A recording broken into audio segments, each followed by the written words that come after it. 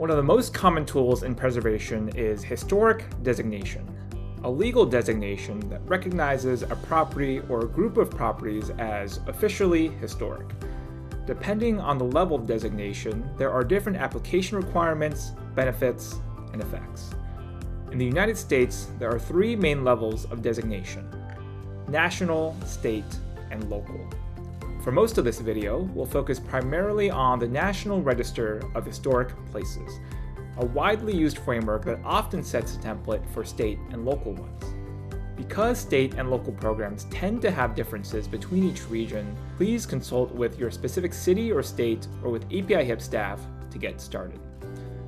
The National Register of Historic Places, often abbreviated to National Register, NRHP, or simply NR, was created by the National Historic Preservation Act in 1966. It was and continues to be a primary tool to achieving historic preservation in the United States by first identifying and documenting the histories of our historic places. As of 2025, the National Register has designated over 100,000 properties that represent roughly 2 million historic resources. However, less than 1% of these sites are related to Asian and Pacific Islander American history, despite our communities making up roughly 8% of the US population, and having had a presence in the continental United States for over 300 years and in the Pacific Islands for millennia. This underrepresentation on the National Register is shared among Black and African American, Latino, LGBTQ+, and women's histories too. Given this context, the Act of Historic Designation can provide visibility to our historic places and communities and help tell the full story of the United States. Being listed on a historic register means that your community, the general public, and the government agree that this place is worth being preserved for present and future generations. So, what does designation on the National Register actually do? There are a lot of misconceptions about historic designation. To be clear, what it can do is officially recognize the history of a site in public record, ensure a more careful review process in federal and federally funded projects that might affect the designated property, also known as Section 106 review, provide access to the federal historic tax credit for rehabilitation projects, and provide eligibility for other grants and financial supports at the national, state, and local levels. What it does not do is place any restrictions on what a private property owner can do with their property, including demolition and sale. It does not require regular maintenance of the property or open the property to the public, and it does not automatically provide any additional funding from the designation itself. The National Register has acted as a nation standard for cataloging historic resources since its inception. Because of that, state and local registers share a lot of similarities. While each state and local program has its own unique characteristics, there are a few key differences that tend to separate them from the National Register. The first is that local and state designation is administered by different governmental bodies. While the National Register is administered by the National Park Service, or NPS, each state register is administered by its own State Historic Preservation Office, or SHPO for short. Since SHPOs are also the ones to directly review National Register nominations in their state before forwarding them to the National Park Service for final approval, state and National Register designations are often, but not always, paired together. Each local register is maintained by the local government, most often by a dedicated Historic Preservation Commission. Note that not all municipalities will have a historic preservation ordinance, and thus not have a local designation program either. Another difference is that local and state designation will often be tied to different regulations and financial incentives, such as a state historic tax credit. Another example of a financial incentive is the California Mills Act, which offers state property tax relief to properties listed on the National, California, or local register in certain cities. The last major difference is that local designation at the city level, unlike the National Register, tends to include some restrictions on maintenance, alterations, or demolition of the property. The strength of protection will depend on each city, with some offering tiered options. For example, the Indianapolis Historic Preservation Commission has both preservation districts, which review alterations, maintenance, and demolition, and conservation districts, which only review demolition. National, state, and local historic registers represent 3 different programs that have different eligibility requirements and effects. A property can be designated to 1, 2, or all 3 levels of designation. There is no standard order for approaching designation either, so you can determine your preservation strategy on a case-by-case basis. For example, the Ang family house in Seattle's Chinatown was already included in the locally designated International Special Review District, but not included in the Seattle Chinatown National Register District. So, APIAHiP worked with the Wing Luke Museum to get it designated as an individually listed site on the national and state registers earlier this year. Once you understand the impact of designation, the next question is, what can be designated? The National Register identifies 5 distinct historic resource types: buildings, sites, structures, objects, and districts. Buildings are maybe the most common resource type, and it is broadly defined as being created principally to shelter any form of human activity. Sites are defined as locations where historic events or activities occurred. These can include burial or ceremonial grounds, historic landscapes, and ruins. In contrast to buildings, structures are identified as not principally created to shelter human activity. This includes things such as railroads, earthworks, or boats and ships. Objects are artistic in nature and tend to be smaller in scale.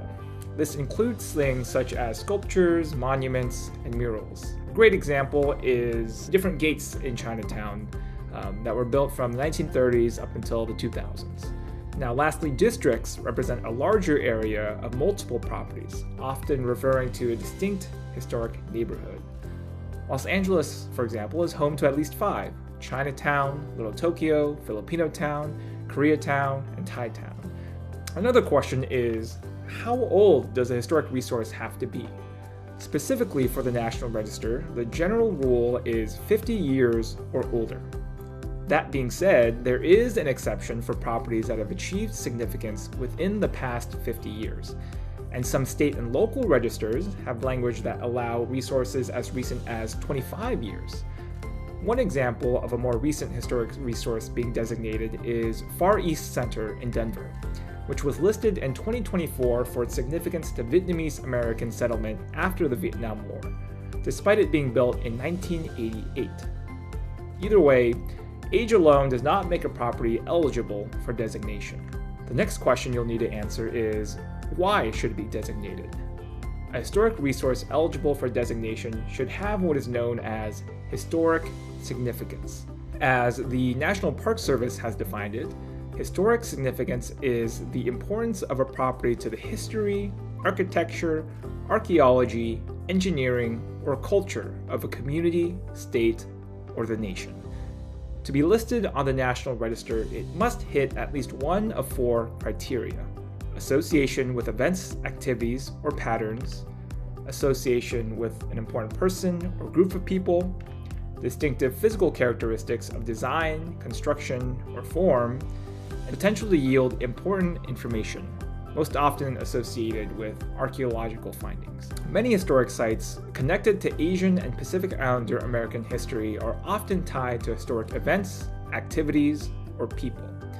Yet, over 75% of National Register listings are designated for Criterion C, which can point to one reason for our underrepresentation. In some state and local designation programs, a criterion is made specifically for cultural significance to help address this gap. At the national level, recent guidance has emphasized that properties with cultural significance, ones that might not have strong links to historic events or people, should be eligible under Criterion A as well, despite its official language highlighting association with events. The other part of the equation is the historic resource's integrity. In other words, how it shows its historic significance. Sometimes, historic integrity has been reduced to original physical features. but we must remember that the National Park Service identifies 7 aspects of integrity to be considered: location, design, setting, materials, workmanship, feeling, and association. While evidence of original materials, design, and craftsmanship has historically been emphasized, it's important to think critically about how a site may have a high level of integrity across all 7 of these aspects. For example, while the Minidoka Relocation Center has lost most of its original buildings and identifiable structures, the site still retains a high level of integrity for its original location, setting, feeling, and association with Japanese American incarceration during World War II. Its designation shows that not all 7 aspects of integrity need to be present, and physical remains and condition are not the only factors to consider. Now, anyone can legally fill out a nomination form for the National Register of Historic Places and submit it for consideration. This is also often the case for state and local registers. However, the National Register requires property owner consent for the property to be designated.